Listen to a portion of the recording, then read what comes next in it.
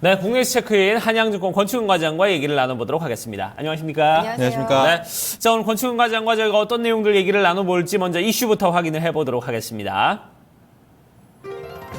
네, 약한 체력 벌써 숨 고르기 장세에 접어드는가라는 주제를 가지고 얘기를 좀 나눠보도록 하죠.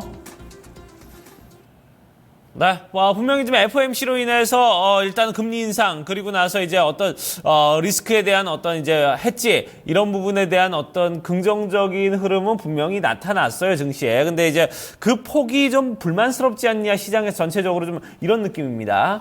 네, 맞습니다. 일단은 미국에서 금리 인상을 좀 단행을 하면서 시장이 좀 단기 반등의 반등을 성공을 하는 모습을 좀 보여줬습니다. 또한 외국인들이 그동안 한 수천억 원씩 매일 매도하던 모습과 다르게 어제 같은 경우는 한 50억 수준 정도만 매도를 하면서 매도폭도 상당히 좀 줄어드는 모습을 보였습니다. 기관이 1,600억 정도 매수를 하면서요. 코스피 장세 같은 경우는 좀 상승을 하는 그런 모습을 보였습니다. 다만 글로벌 증시 대비 상승폭이 좀 미미하지 않았는가라는 좀 생각도 좀 들고 있습니다. 그 위에는 한국 증시가 좀 상대적으로 굉장히 좀 약해진 모습, 막힌 체력을 볼 수 있다라고 좀 말씀을 드릴 수 있겠는데요. 일단은 미국이라든지 유럽 같은 경우는 반등폭이 굉장히 컸기 때문에 어제 미국이 조정이 나왔다 그래도 굉장히 좀 의미를 줄 수 있다. 다만 한국 같은 경우는 그렇지 못한 상황이기 때문에 지수가 좀 약세를 계속해서 좀 보이지 않겠는가라고 좀 생각이 들고 있습니다. 거기에 가장 큰 이유는 정부 정책 중에서 증세 이슈라든지 아니면 큰 수급들이 좀 큰 손들이 좀 안 움직여주고 있다는 좀 모습들이 많이 보이고 있기 때문인데요. 이런 부분들이 나라에서 어느 정도 좀 좋은 소리가 나와야겠다라고 좀 생각이 되고 있고요. 코스닥 같은 경우는 외국인들이 한 700억 이상 정도 매수를 하면서 1.67% 좀 급등하는 모습을 보여줬습니다. 화장품 중국 수출주 최대 수준이라는 뉴스가 좀 나오면서 화장품 관련주가 굉장히 좀 강한 모습을 보여줬고요.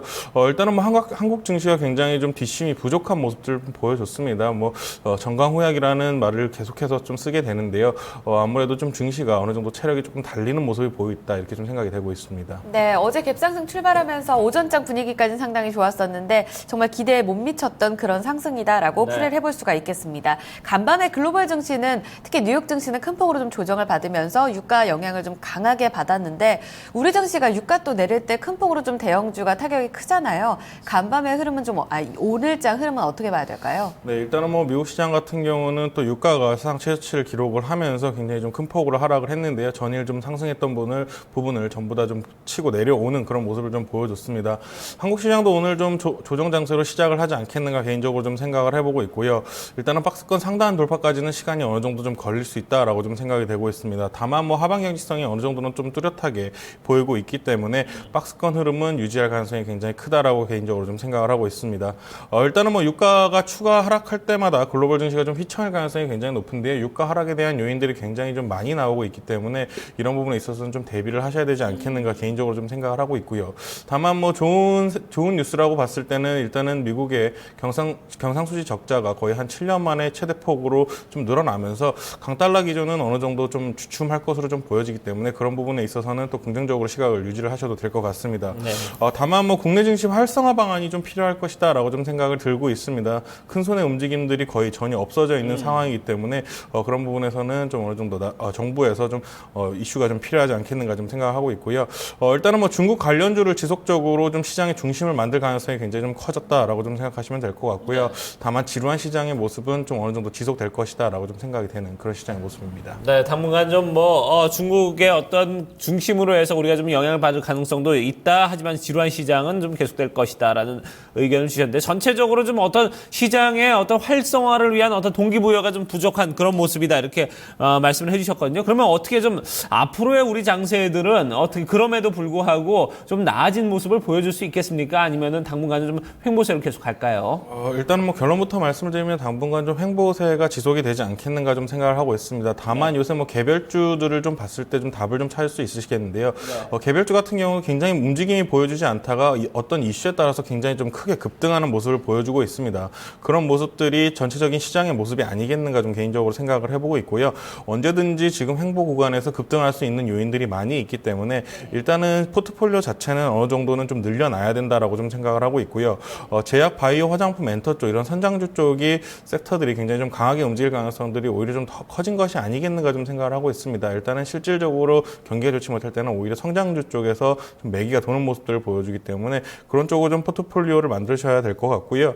일단은 뭐 지루하시겠지만 뭐 포트폴리오를 어느 정도 좀 정비하는 시간을 갖추셔야 될 거라고 좀 생각을 하고 있고요. 다만 그동안 외국인들이 굉장히 매도가 많았었기 때문에 외국인들이 어느 정도만 좀 돌아와 준다면은 시장은 활기가 좀 돌아갈 수 있겠다. 그리고 또 기관 수급들이 어느 정도는 예전과 다르게 오히려 기관 수급이 굉장히 좀 중요한 시장이 될 수 있을 것으로 좀 예상이 되고 있기 때문에 그런 부분들 수급들을 굉장히 좀 잘 체크를 하셔야 될 것 같다 이렇게 생각하고 있습니다. 네, 기관이 매수세를 지속할 수 있는 어떤 유인책이라고 봐야 될까요?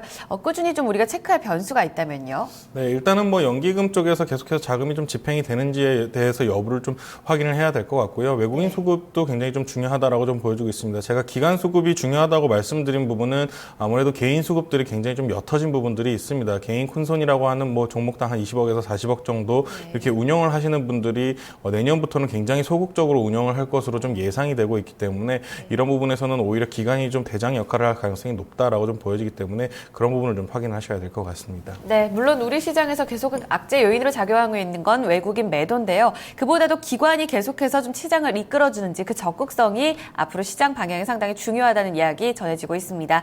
아울러서 지금은 제약과 바이오, 화장품, 엔터까지 성장주에 조금 더 관심을 가져보자라는 의견으로 압축해 드리니까요. 네. 오늘도 관련 전략 참고해 보셨으면 좋겠습니다. 말씀 마무리 짓겠습니다. 한양증권 권중현 과장과 함께했습니다. 고맙습니다. 고맙습니다.